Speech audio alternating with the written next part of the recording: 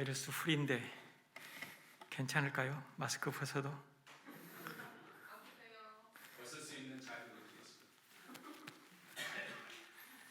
제가 마스크를 벗으면 미남인데 아멘. 미국에 사는 남자. 네.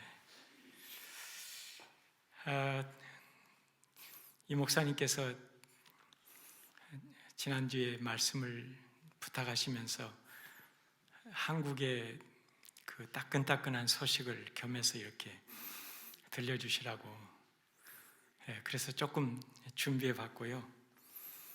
오늘 무엇보다도 13주 동안 기도하는 삶 마치고 수료하게 되신 분들 축하를 드립니다.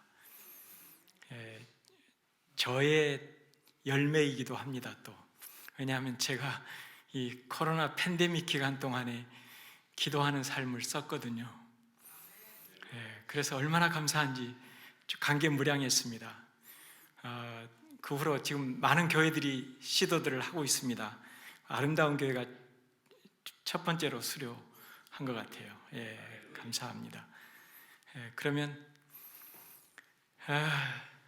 우리 슬라이드를 좀 준비해 주시면 고맙겠습니다. 제가 팬데믹이 시작된 이후로 세 번을 방문을 했습니다. 갈수록 한국의 입국 절차가 까다로워져서 이번 방문 여정에서는 코로나 PCR 검사를 4번이나 받아야 했습니다.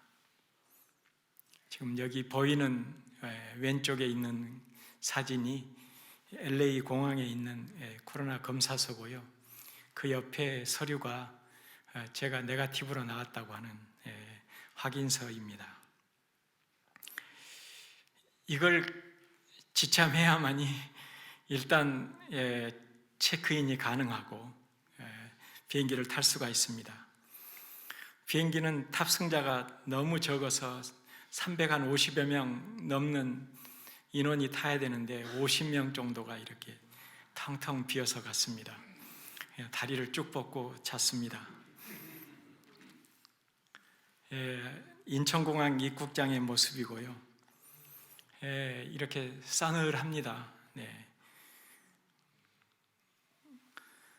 수속을 하면서 거의 같은 내용을 계속 적는데 수많은 서류를 써야 했습니다. 지금 보이는 것보다도 훨씬 더 많이 써야 됩니다. 그리고 갈 적마다 이렇게 14일간의 격리가 있었는데 이번 세 번째 격리도 잘 마치게 되었습니다. 여러분들 기도 많이 해주셔서 너무나 감사를 드립니다. 격리를 마치기 전에 하루 전에 또 PCR 검사를 해야 됩니다. 그래서 이렇게 음성이라는 문자를 받아야 돼요. 검사 결과를 해석한다면 코로나19 환자가 아닙니다 하고 맨 밑에 이렇게 되어 있습니다. 아주 친절하죠, 한국은. 이 문자를 받아야 안심을 합니다. 이걸 받지 않고 전화가 오면은 이제 이거는 걱정투성이에요. 우리가 언제까지 갈 테니까 짐 챙겨가지고 준비하고 있으라는. 그래서 정부가 지정한 그 치료받는 곳으로 들어가야 되기 때문에 아주 걱정스러운 일입니다. 그러니까 이 문자를 받는 것은 굉장한 기쁨입니다. 지하철을 탔는데 격리 후에 모두가 마스크는 했지만 사람들이 너무 많아서 걱정이 되었습니다. 식당에도 마켓에 가도 어디를 가도 사람들이 북적거렸습니다. 그래서 한 달여간 머물면서 식당에는 딱 한 번 간 것 같아요. 그것도 큰 백화점에 좀 좋은 음식점에 테이블이 거리가 이렇게 떨어져 있는 곳을 알아가지고 그곳으로 약속을 해서 이렇게 갔습니다. 대부분 이제 사람들을 만날 때는 제가 사무실로 오라고 그래가지고 사무실에서 만나고 식사는 딜리버리 하는 시스템을 통해서 이렇게 해결하곤 했습니다.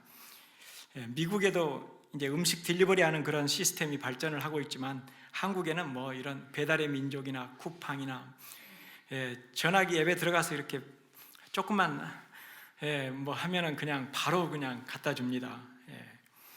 그래서 아주 신속하고 저는 또 그런 일에 굉장히 또 익숙합니다. 자주 가다 보니까 제가 식당에 가지를 못하고 배달을 통해서 식사를 해결해야 되는 이런 이유가 있습니다. 한국에 사는 분들은 큰 어려움이 없지만 외국인 신분인 저와 같은 사람들은 조심해야 될 부분들이 너무나 많습니다. 아마 여러분들이 한국에 간다면 굉장히 어리둥절할 것입니다. 이제 코로나가 시작되면서 한국에서는 신분 확인 제도를 시행했습니다. 우리가 지금 해외에서 사용하는 카톡에는 그런 기능을 뺐습니다. 그런데 한국 내에서 사용하는 카톡에는 신분을 증명해주는 전자출입 QR코드가 있습니다. 그걸 누르면 QR코드가 나와요. 저것은 제 코드입니다. 네이버에서도 그걸 제공하고요. 저는 저걸 KT라고 하는 통신사에서 증명해주는 패스라고 하는 그런 앱을 사용해서 증명을 하고 있습니다. 이런 증명장치를 식당이나 카페, 공공기관에 들어갈 때는 반드시 거기 스캔에다 이렇게 스캔을 하고 그리고 오케이 되어야만 이렇게 들어갈 수가 있습니다. 또 열을 재야 되고요. 또 한국의 규모가 있는 교회들은 이 시스템을 도입해가지고 그걸 대고 이렇게 신분 확인을 하고 예배당 안에 들어갈 수가 있습니다.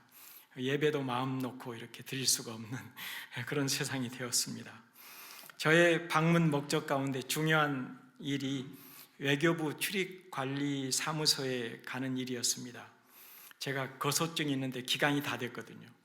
또 제 사무실에 렌트 기간이 다 되고 그래서 미국에서는 도저히 할 수가 없습니다. 할 수 없이 가야 해서 가게 되었습니다. 이런 관공서 같은 데 가게 되면은 정문에 큰 글씨로 전화번호가 이렇게 적혀 있고 그 전화로 스피커폰을 켜고 전화를 하라고 이렇게 되어 있습니다.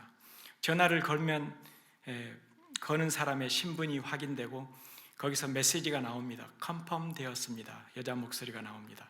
또 그럴 때는 영어를 쓰더라고요.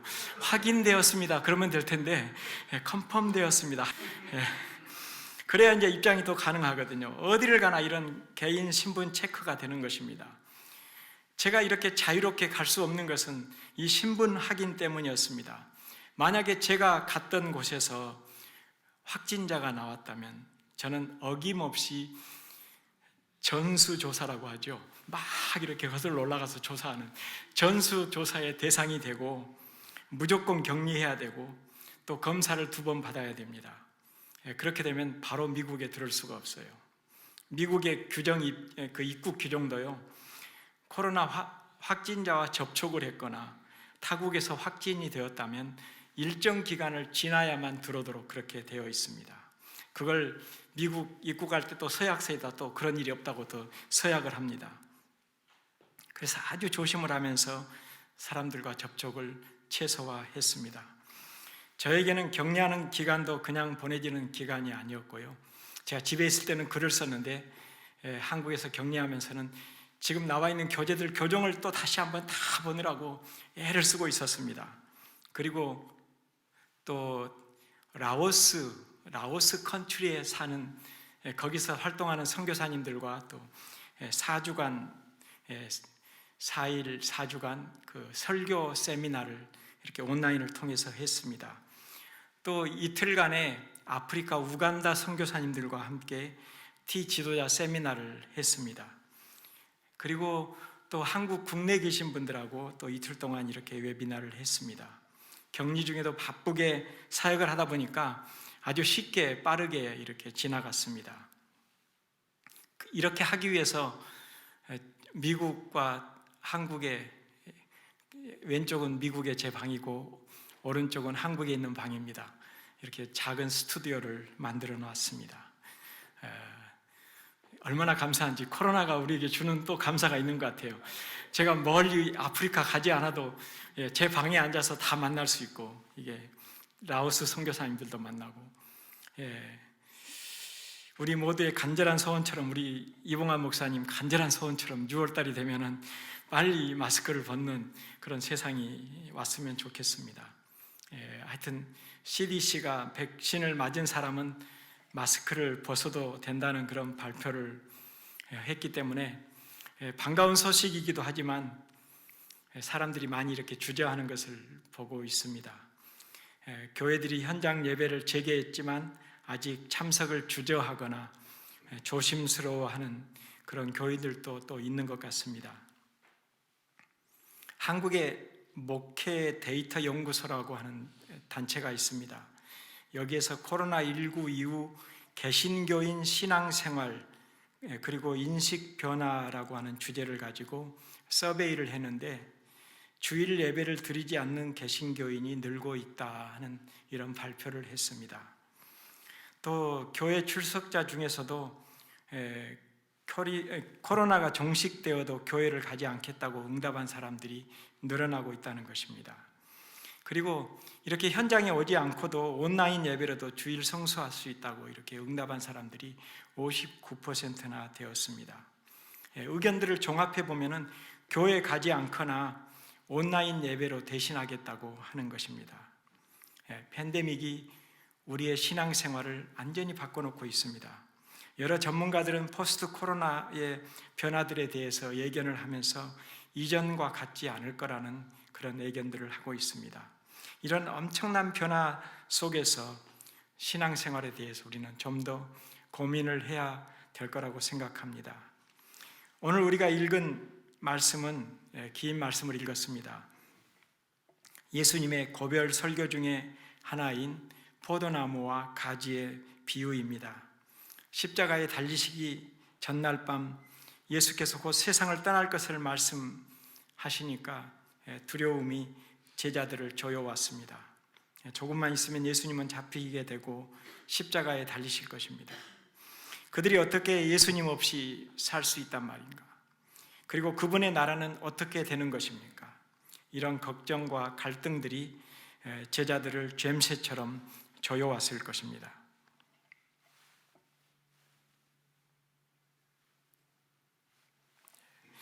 예수님은 13장부터 16장까지 우리가 읽은 말씀도 거기 포함되어 있습니다.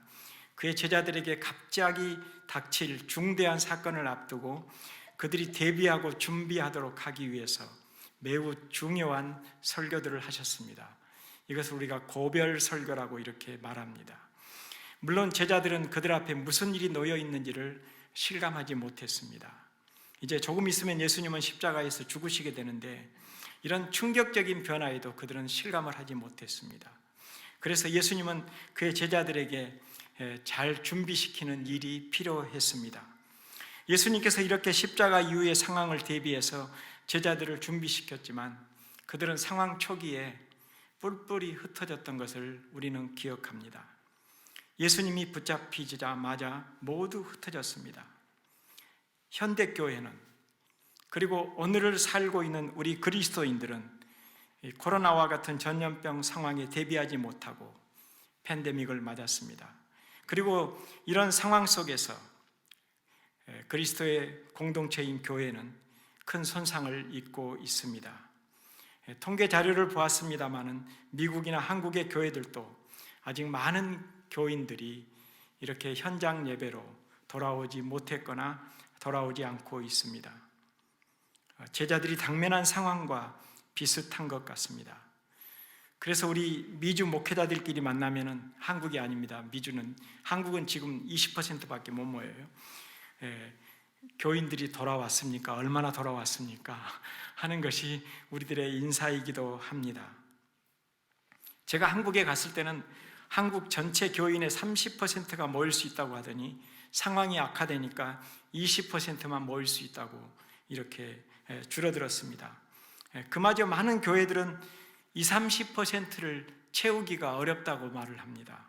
교인들 중에는 회사에 다니는 사람들이 많잖아요.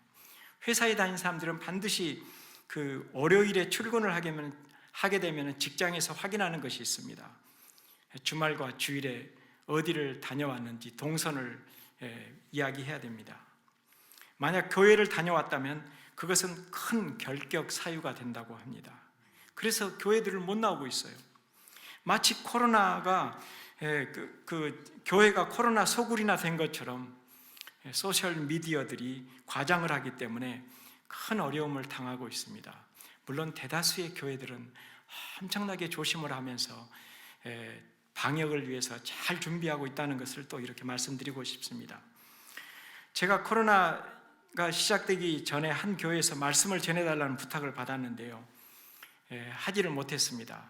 그리고 코로나가 시작되고 첫 방문을 했을 때 그때도 부탁을 받았는데 상황이 급격하게 나빠지면서 가지를 못했어요. 그래서 또 연기를 했습니다. 이상하게 제가 한국을 가면은 제가 격리하는 동안에 막 확진자가 늘어나요. 3번이나 다 그랬습니다.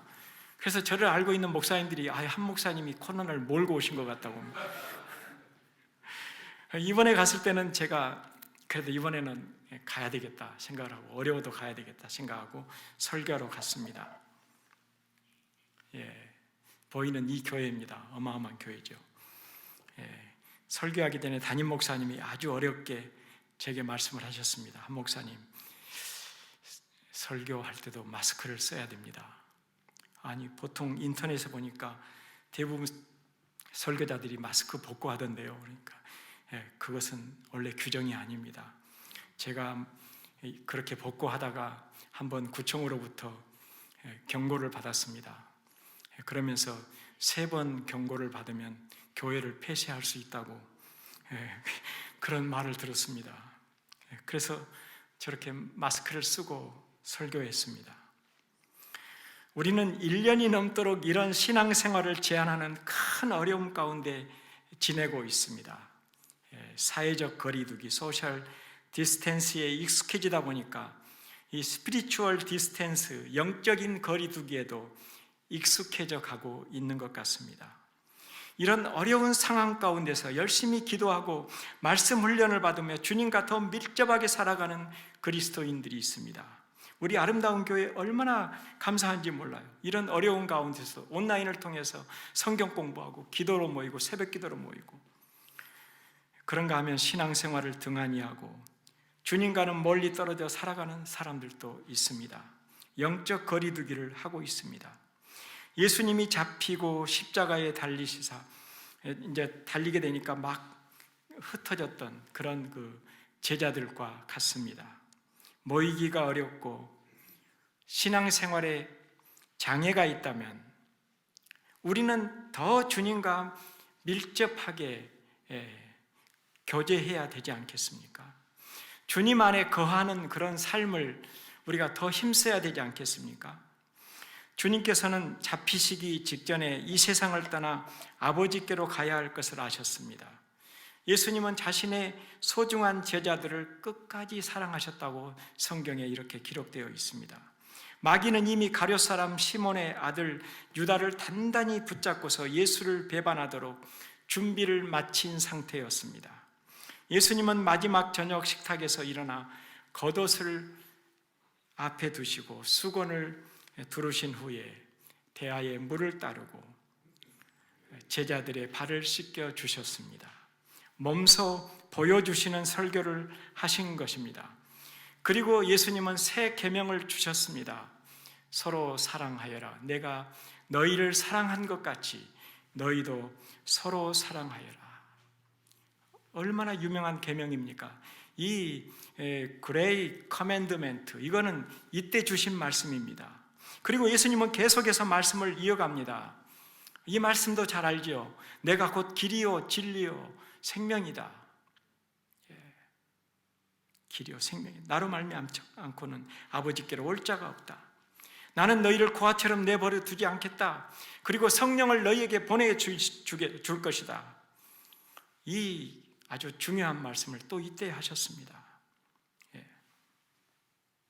예수님은 그 자리에서 일어나셨습니다. 그리고 오늘 본문인 15장이 이어집니다.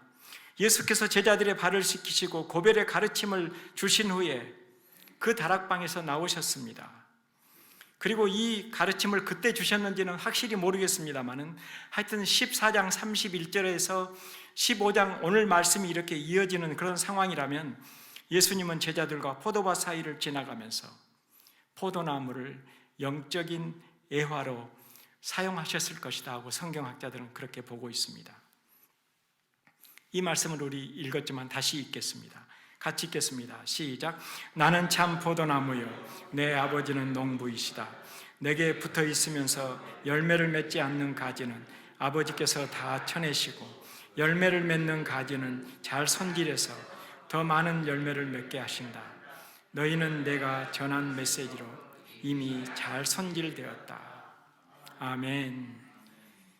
이 본문은 그리스도를 믿지 않는 사람들보다는 이미 이렇게 그리스도의 안에 들어온 사람들, 신자들에게 더 의미가 있는 그런 말씀이라고 할 수가 있겠습니다. 예수님은 포도나무와 가지의 비유를 통해서 그리스도인이 되는 방법을 말씀하지 않으셨습니다. 그분은 이미 믿은 사람이 그리스도인답게 살아가는 방법을 말씀하셨습니다. 제자들은 예수님을 믿고 있기는 했지만 아직 성숙하지 못했습니다. 그들은 3년 반 동안이나 주님을 따라다녔지만 갓난아이 수준이었던 것 같습니다. 걸음마를 배워야 할 그런 단계였습니다. 예수님은 포도나무와 가지의 비유를 통해 매우 적절한 가르침을 주셨습니다. 이 가르침의 중심 주제는 열매가 아니고 거함이라고 하는 것입니다. 그래서 제가 주님 안에 거하십시다 이렇게 제목을 잡았습니다. 열매를 맺으라고 하신 말씀은 이 가르침에 어디에도 없습니다. 그러나 거하라는 명령은 여러 번 나오고 있다고 하는 것입니다. 물론 포도나무의 목적은 열매에 있기 때문에 그 초점은 가지들에게 집중됩니다. 좋은 수확을 얻기 위해서 해야 하는 일에 집중되고 있습니다. 가지치기는 포도나무의 결실을 위한 가장 중요한 작업입니다.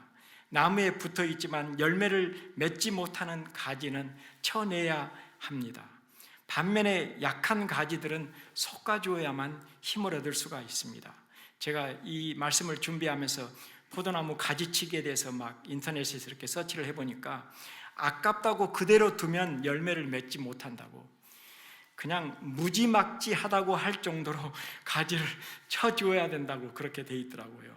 그래서 하나의 순에서 한 10여 개의 눈이 나오는데 그 중에서 한 8개, 9개는 다 제거를 하고 하나나 2개만 남겨놓는다고 이렇게 돼 있더라고요. 예수님은 제자들에게 그들이 이미 가지치기가 되었다, 이렇게 다 치고 한두 개의 눈만 남은 그런 가지들이다 하는 것을 말씀하셨습니다. 바로 여러분들이 그런 가지가 된 줄로 믿습니다. 포도나무에 붙어 있지 않는 가지는 열매를 맺을 기회가 전혀 없기 때문에 제자들이 주님 안에 거하는 것은 절대적입니다. 그래서 거하다는 말은 산다는 말일 것입니다. 메시지 성경은 이렇게 번역을 해두고 있습니다. 같이 한번 읽어보겠습니다. 내 안에 살아라. 내가 너희 안에 살듯이 너희도 내 안에 살아라.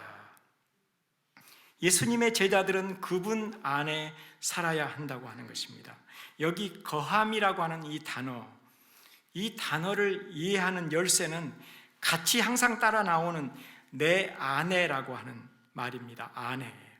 거함과 안에는 여기 적혀 있습니다. 신학적으로 위치적 진리 또는 동화, 아이덴티피케이션, 동일시한다, 이런 뜻이 있습니다.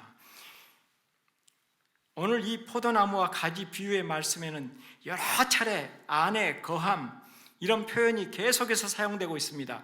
보이지 않지만 제가 그냥 빨간색만 보시라고 안에 거하라 이 단어만 이렇게 쭉 빨간색으로 이렇게 표시를 해놔봤습니다. 우리가 있어야 될 위치는 바로 주님 안이어야 합니다. 사도 바울은 신자들이 그리스도 안에 있다고 하는 표현을 자주 사용했습니다. 조금 전에 말씀드린 동일시한다고 하는 이 말은요, 신자와 그리스도의 관계 때문에 하나님이 우리를 마치 그리스도를 대하듯 하신다, 이런 뜻입니다. 찰스 스윈덜 목사님은 이런 예를 들어주었습니다. 이 동화에 대한 아주 동화를 이해하기 위한 예입니다. 당신이 런던의 버킹엄 궁전 정문으로 자동차를 몰고 간다고 생각해 보십시오. 얼마 못 가서 당신은 차를 돌려야 할 것입니다. 일정한 자격이 없다면 경비병이 당신을 돌려보낼 것입니다. 그러나 여왕이 공식 차량을 보내서 당신을 태우고 들어오게 한다면 당신은 여왕이 받는 것과 똑같은 대우를 받을 것입니다. 그렇습니다. 우리의 위치는 여왕의 공식 차량을 타고 들어갈 때 동등한 대우를 받는 것처럼 예수님 안에 거하게 될 때 우리는 예수님의 대우에 그대로 편승하게 되는 것입니다. 예수님은 이제 이 위치 문제, 이 안의 문제에서 열매의 문제로 대화를 넘어가십니다. 모든 포도나무의 목적은 열매를 맺는 것입니다. 열매는 그 식물의 정체를 증명해주고 건강 상태를 나타내고 있습니다. 원예 전문가는 그냥 잎과 나무 껍질만 봐도 이게 무슨 나무다 하는 것을 압니다. 사과나무다, 배나무다 하는 걸 압니다. 그러나 대부분의 우리들은 잘 알지 못합니다. 그러나 나무에 열매가 주렁주렁 맺혀 있다면 쉽게 구별을 합니다. 예수님은 가지가 제자들임을 분명히 밝히셨습니다. 주님을 믿는 사람들은 그분 안에 거하면 필연적으로 열매가 맺혀질 것을 약속하셨습니다. 우리 그리스도인들은 이 열매 맺는 일을 자신의 책임으로 여길 때가 많이 있어요. 그래서 혼자 막 열매를 맺기 위해서 노력합니다. 열매를 맺기 위해서 무언가 자기가 해야 될 일로 막 그렇게 생각을 하고요. 막 스스로 열매를 맺으려고 애쓰다가 실패하고 그러면 다시 일어나서 또 더 잘하자고 다짐하면서 또 막 시도를 합니다. 이렇게 실패의 악순환이 되풀이 되고 있습니다. 그런데 예수님의 가르침의 초점은요, 우리가 성경 말씀을 쭉 읽어보았듯이 어려운 것이 아닙니다. 예수님의 가르침의 초점은 열매가 아니라 거함입니다. 예수님 안에 거하면 열매는 자연적으로 맺혀지게 됩니다. 예수님 안에 거하지 않으면 아무런 쓸모가 없습니다. 우리는 우리 스스로 열매를 맺을 수가 없습니다. 예수님 안에 거하면 우리는 하나님께 지음받은 본연의 목적을 이루고 하나님 가족의 그 건강한 일원으로 쉽게 정체가 드러나게 될 것입니다. 우리가 주님 안에 거하게 되면 믿는 자들의 삶에 무언가가 열매가 맺혀져서 사람들이 그를 그리스도에게 붙어있는 사람으로 보게 될 것입니다. 8절은 이렇게 말씀하고 있습니다. 같이 한번 읽어보죠. 시작. 이처럼 너희가 열매를 맺고 내 제자로 성숙해 갈 때 내 아버지께서 자신의 모습을 드러내 보이신다. 그래서 사람들이 우리가 예수님께 붙어있는 사람이라는 것을 금방 알게 될 것입니다. 그렇다면 목사님, 어떻게 그리스도 안에 거합니까? 거한다는 것이 무엇입니까? 이 말은 내 안에 머물러 있으라는 의미와도 같습니다. 머물러 있으려면 주님과의 지속적인 커뮤니케이션, 교제가 필요합니다. 성경을 보고 기도하는 일 외에도 매주간 주님을 의식하고 늘 주님을 생각하고 살아가는 것이 필요합니다. 가지인 우리는 자칫하면 나무에 붙어 있음을 의식하지 못하고 살아가기가 쉽습니다. 우리가 어떤 한 가지 일에 막 몰두하다 보면 내가 주님의 그 가지라는 것을 잊어버리고 살아요. 그것이 막 직업적인 것이 될 수도 있고 취미 생활이 될 수도 있고 여가 생활을 또 하다 보면 그렇게 될 수도 있습니다. 우리가 막 열심히 주식에 막 이렇게 하다 보면 잊어버려요. 막 골프 치다 보면 너무 재밌어가지고 잊어버려요. 막 드라마 보면요 거기에 빠져가지고 막 다음엔 또 뭐 어떤 장면이 나올까 막 잊어버립니다. 요즘에는 가상화폐가 큰 이슈잖아요. 그것도 뭐 앞으로 필요하게 되면 저는 해야 된다고 생각합니다. 그러나 우리가 잊지 않을 것이 있습니다. 한 가지 일에 열심히 하는 것 좋아요. 그러나 언제나 우리는 주님 안에 머무는 삶을 살아야 된다고 하는 것입니다. 그것을 잊지 않아야 돼요. 소유나 욕망이나 환경이나 상황이라는 그 나무에 연결되는 가지가 되어서는 안 됩니다. 우리가 진정 그리스도를 믿고 있다면 우리의 위치는 정해졌습니다. 우리는 가지입니다. 우리는 하나님의 선택을 받았고요. 그 무엇보다도 우리를 그분의 손에서 빼앗을 수가 없습니다. 우리의 위치는 확고합니다. 이것은 근본적인 일입니다. 그러나 열매를 맺는 일은 다른 일입니다. 열매를 맺는 일은 주님 안에 거함으로 가능한 것입니다. 우리는 기본적인 혜택을 그냥 그리스도를 믿음으로 누릴 수가 있습니다. 그러나 열매를 맺는 일은 그분 안에 거함으로 가능한 것입니다. 오늘 본문에는 우리가 주님 안에 거할 수 있는, 거하면 누릴 수 있는 네 가지 유익, 네 가지 열매에 대해서 이렇게 열거를 해놓았습니다. 네 가지라니까 아이고 설교 아직 멀었구나 막 이렇게 생각하지 마시고 제가 빨리 끝내겠습니다. 얼마나 제가 빨리 끝내다면 제 약속 잘 지키죠. 첫째는 기도가 응답됩니다. 7절에 보면 그렇게 나와 있습니다. 같이 읽겠습니다. 시작. 너희가 내 안에 편히 머물고 내 말이 너희 안에 머물면 너희가 구하는 것은 무엇이든 이루어질 것을 확신해도 좋다. 무엇이든 이루어질 것을 확신해도 좋다. 얼마나 희망적인 말씀입니까? 그렇다고 해서 하나님이 우리의 개인적인 심부름꾼이 되신다는 그런 뜻이 아닙니다. 이 약속에는 조건이 있습니다. 우리가 포도나무이신 예수님에게 붙어 있고 예수님을 점점 더 닮아간다면 우리의 기도는 이기적이지 않고 그분이 구하실 만한 제목이 되는 것입니다. 우리 가정에서도 부부나 부모와 자녀 간에 서로 생각의 보조를 맞추면 상대방이 무엇을 생각하고 있는지 너무나 잘 알잖아요. 눈빛만 봐도 상대방을 알잖아요. 그래서 도와주려고 노력하잖아요. 주님께서 우리를 보실 때 저는 그렇다고 생각합니다. 우리의 눈빛만 보아도, 우리의 숨소리만 들어도 주님은 아실 것입니다. 그래서 우리의 구하는 것을 저는 주실 거라고 믿습니다. 둘째, 벌써 둘째예요. 하나님이 영광을 받으신다. 한번 따라서 해보십시오. 하나님이 영광을 받으신다.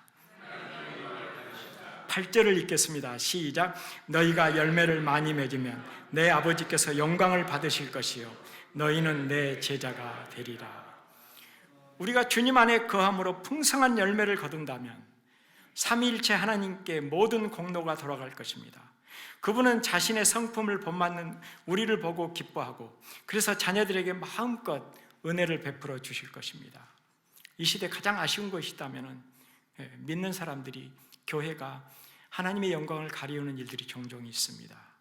우리는 우리의 믿음 상태를 정말 예수님께 잘 붙어 있는지, 거하는 삶을 사는지를 점검해 보아야 할 것입니다.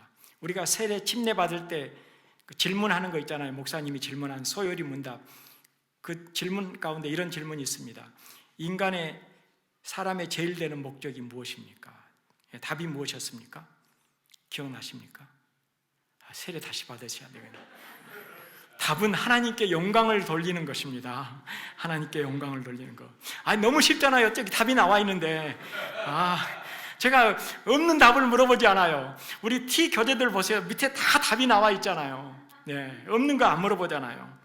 그런데 대부분 어떻게 하나님께 영광을 돌려야 하는지 잘 몰라요. 이제 우리는 알게 되었어요. 주님, 예수님 안에 거하는 것입니다. 예수님 안에 거하면 열매를 맺습니다. 열매를 맺으면 그것으로 인해서 하나님께 영광을 돌리게 됩니다. 됐지? 너무나 심플하잖아요. 세 번째입니다. 사랑이 자라간다. 세 번째는 더 짧아요. 9절 10절을 읽겠습니다. 시작.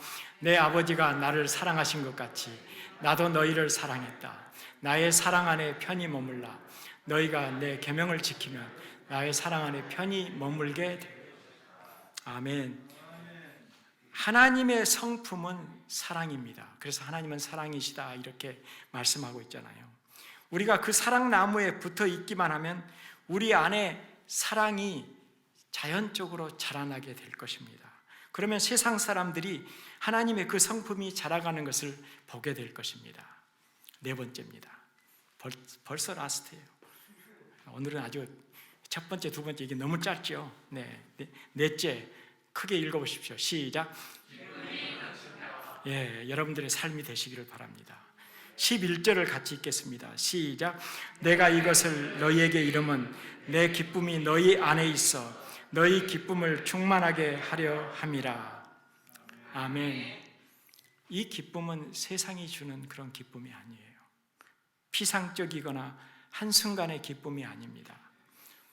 그냥 웃음만을 의미하는 것이 아닙니다. 그리스도 안에 거하면 이전에 경험해 보지 못한 기쁨이 살아나게 됩니다. 깊고 흡족한 기쁨은 온전한 안전과 확신에서 오는 것입니다. 시련 중에도 우리는 기쁨을 가질 수가 있습니다. 그래서 어떤 사람이 기쁨을 이렇게 표현했습니다. 같이 읽어봅시다. 시작. 기쁨이란 왕이 우리 안에 머물고 계심을 알리면서 우리 마음의 성에 나부끼는 깃발이다. 왕 누굽니까? 예수 그리스도. 우리 안에 계신 예수 그리스도로 말미암아서 우리 모습에 기쁨이 드러나게 될 것입니다.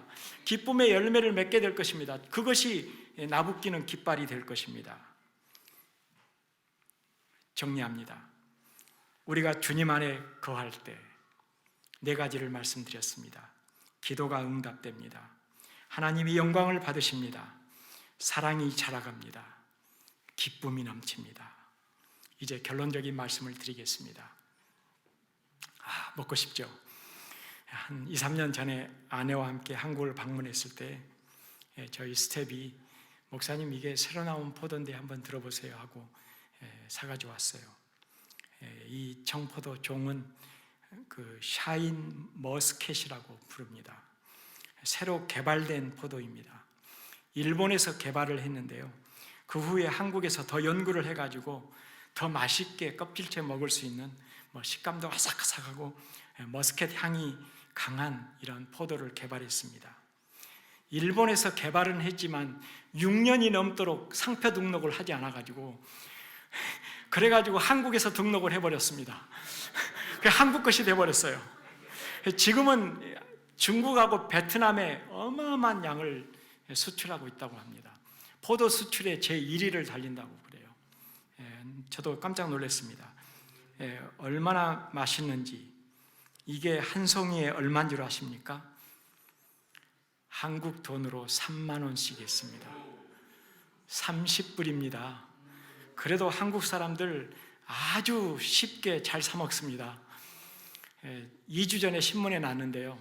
그 애플망고가 나와가지고 애플망고 빙수를 이렇게 한 호텔에서 출시를 했는데 64,000원입니다. 하나가 다 들어갔겠어요? 그 한 컵에? 저는 안 들어갔다고 생각합니다. 그게 64,000원입니다. 60불입니다. 그래도 그걸 사 먹으려고 줄을 서 있는데요. 다 아마 그 줄이 다 못 사 먹을 것 같다고 그런 이야기를 하더라고요. 목사님께서 한국 소식을 들려달라고 하니까 제가 이 따끈따끈한 소식을 전해드립니다. 이렇게 풍성하고 맛있는 포도송이가 열리려면 가지가 나무에 붙어 있어야만 합니다. 우리는 참 포도나무이신 그리스도에게 붙어 있어야만 합니다. 그분 안에 거하는 삶을 살아야 됩니다. 여러분은 그리스도 안에 거하는 삶을 살고 있습니까? 한 번도 경험해 보지 못했던 오늘날 팬데믹은 우리의 신앙생활에 큰 상처를 주었습니다. 많은 그리스도인들이 홀로 서기를 하고 있습니다. 그리스도를 떠나서 교회 공동체를 떠나서 살아가려고 합니다. 영적인 거리두기를 시도하고 있습니다. 세상이 아무리 변해도 우리가 주님 안에 거하는 삶은 변할 수 없는 일입니다. 우리는 그리스도 안에 거하지 않고도 하나님의 일을 할 수 있습니다. 멋지게 할 수도 있어요. 그러나 그 결과는 정말 비참할 거라고 생각합니다. 무엇을 위해 사역하는지 회의가 들게 할 것입니다. 저도 종종 그랬던 것 같아요. 우리는 그리스도 안에 거하지 않고도 사업을 할 수가 있습니다. 그리스도 안에 거하지 않고도 성경 공부반을 인도할 수가 있고요. 교회 봉사를 할 수가 있고요. 아내나 남편 노릇을 할 수가 있고 부모 노릇을 할 수 있다고 생각합니다. 그러나 그 영향력은 오래 가지 못할 것입니다. 반대로 우리가 그리스도 안에 거하는 삶을 산다면 주님의 능력이 그 나무를 통해서 가지로 영양분이 흘러갑니다. 그때 주님이 주시는 결과들, 그 열매들은 상식적인 설명을 초월합니다. 그 결과들은 바로 능력 있는 기도, 하나님을 영화롭게 하는 축복, 형언할 수 없는 기쁨과 감사가 될 것입니다. 이 복을 누리는 우리 아름다운 교회 교우들 다 되시기를 바랍니다. 기도하겠습니다. 하나님, 주님을 떠나 사막 한가운데 서 있는 것과 같은 고립된 삶을 원치 않습니다. 어떤 상황에서든지 포도나무이신 주님 안에 거하며 주께서 나를 통해 주시고자 하시는 풍성한 열매들을 맺으며 누리며 살아가는 저희들 되게 하옵소서. 예수님의 이름으로 기도합니다. 아멘.